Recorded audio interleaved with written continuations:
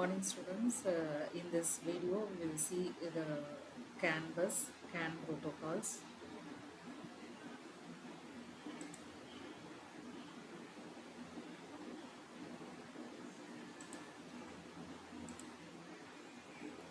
So first of all, what is this hardware interfacing and networking? So for example, a user and the computer, so it is interfaced via user interface. So user talks to the computer via the commands, menus, buttons on the user interface. So application will be interfaced with the operating system through application programming interface. So application, it is interfaced with the operating system and machine language through the application binary interface. Similarly, email, fax, they are interfaced with the protocols. So that's what here hardware interfacing. So networking, it is a collection of computers, servers, mainframes and network devices, peripherals and other devices connected to allow the data share. So here this in this case of hardware interfacing and networking, so we'll be seeing about mainly in terms of that is CAN bus, CAN open, Profibus, Linbus, Modbus, Automotive Ethernet. So how they are used for this interfacing and networking. So that is a CAN bus introduction. So this is a CAN introduction to CAN. Control CAN stands for Controller Area Network. It's electrical properties, CAN signaling and data rates, CAN data frame format, collision and arbitration. So and CAN controller block diagram. So CAN development tools and demonstration of a typical CAN connection. So first of all, what is an embedded system? Embedded system is a combination of computer hardware and software. So as with any electronic system, this system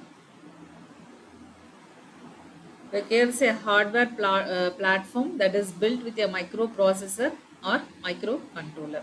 So mainly embedded systems, they are used in a range of in almost all your application, day-to-day application, industrial, so application, commercial applications, residential applications. Embedded system, it is widely used.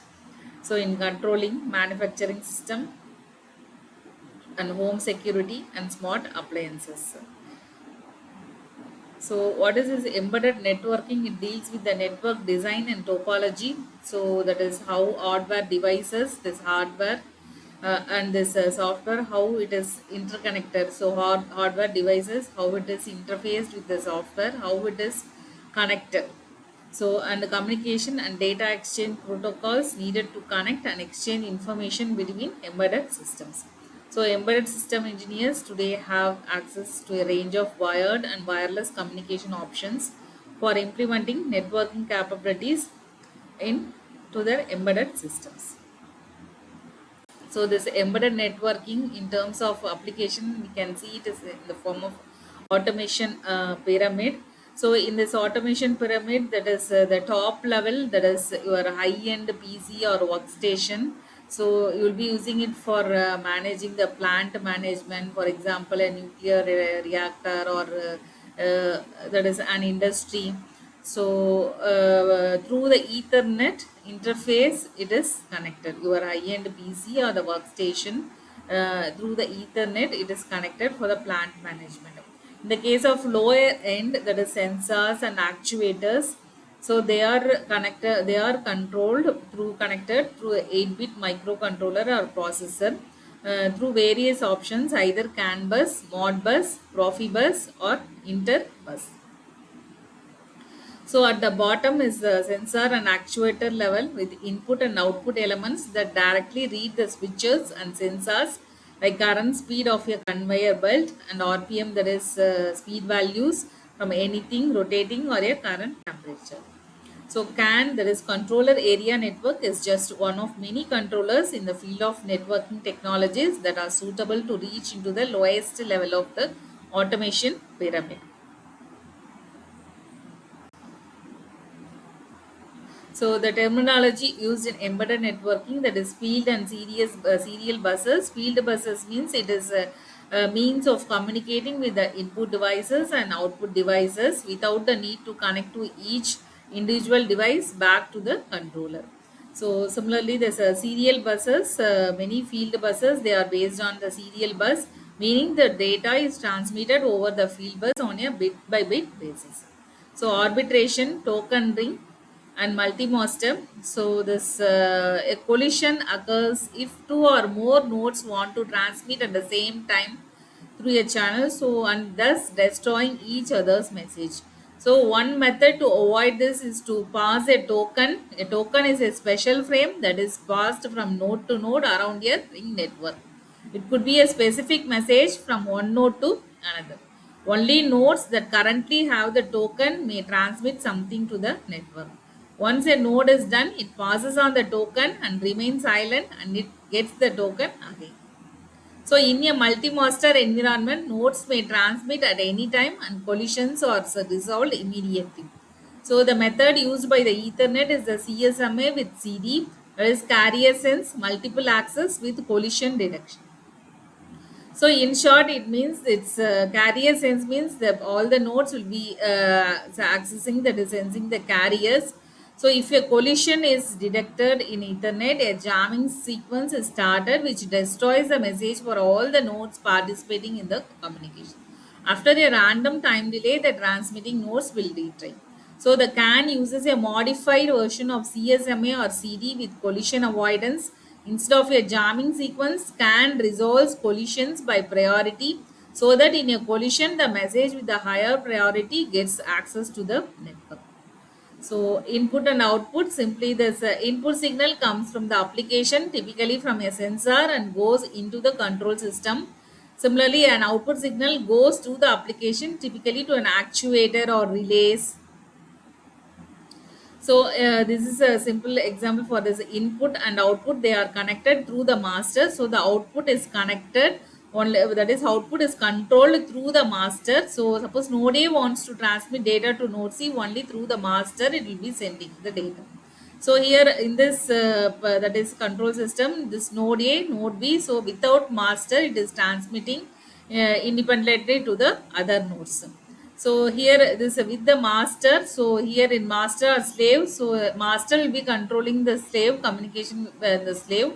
So once a slave wants to transmit data, it will be sending a request to the master. Master will be seeing the request and it will be accepting, and then it will be allowing the slave to transmit the data to the master, and from the master to the slave the data will be transmitted.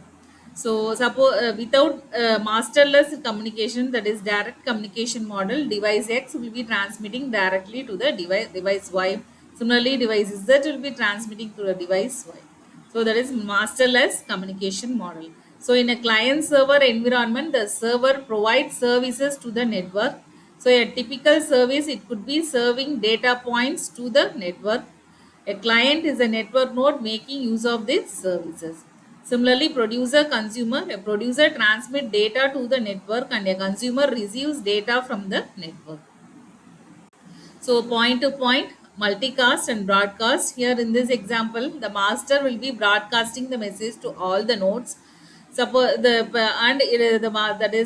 suppose the master wants request some health data from the clients using point to point communication channel. So suppose node B wants to send the data to the master and node C, so then it will be a multicast. So this is a OSI layer model. So that is 7-layer model, transmits the physical layer, data link layer, network layer, transport layer, session layer, presentation layer, and application layer. So out of this, the CAN, it will be covered, your CAN protocol will be following, that is covering this physical and partial data link layer. The higher layers, maybe that is some of them, it will be implemented by the CAN open protocol. So that is your physical and data link layer. So that is CAN protocol will be implementing. So whereas in there's a network layer, transport layer, session layer, presentation layer, partially implemented by higher level CAN protocols like CAN open. So this is the physical layer. It describes the physical interconnection between the network nodes. For example, in CAN open specifies the usage of ISO 11898 high speed. It includes optical characteristics of signals used. Defines the bit level communication. Data link layer bits are combined into the frames. So it includes error detection via checksums. So that is CAN open, that is provided by the CAN. So the network layer, it includes the concepts of destination addressing and routing. It provides interaction functionality between a host and the network. So in CAN open, that is configuration via SDO, that is service data objects, you can implement it. So transport layer provide end-to-end reliability communication between the source, destination and the host. So this using CAN open, you can partially implement this by using the network management services. So session layer, so this allow different hosts on the network to begin and end communication sessions. So there is a CAN open, it cannot able to implement. So token management, so using the SDO channel management, you can using the CAN open, you can implement it. So presentation layer, so that is your data compression, encrypting and decrypting. So CAN open is not supporting. So and this application programs making use of the network in the application layer. So next will be an introduction to the controller area network. So in general, CAN open is open enough that it can be operated with other CAN transceivers. So this CAN is ISO 11898 compliant high speed transceiver. So that is ISO 11898 versus X. So this ISO standard specifies the CAN physical layers. The original standard ISO 11898 only specifies one physical layer, and it will contain the specification for the high speed transceivers as used by the CAN open. So CAN 2, that is your base frame format and extended frame format. Many CAN related documents still make reference to the CAN version 2 and 2A and 2B, which refers to the usage of 11-bit or 29-bit CAN message identifiers. A CAN message frame with an 11-bit identifier is called as the base frame format, whereas the extended frame format corresponds to the CAN message frames with a 29-bit identifier. So this CAN was originally designed for the automotive networks. So typical the physical medium, it is a twisted pair of wires, and the maximum network length depends upon the network speed. If the length is maximum, speed is less. If the length is minimum, speed you can use transmit the data with higher speed. So a CAN is a multi-master network. So each node may send its data at any time. The message with the lowest message identifier wins the arbitration passes and gets through.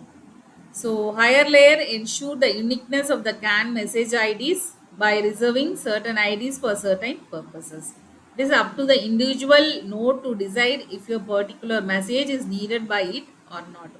So CAN controllers, they have the filter techniques implemented in hardware.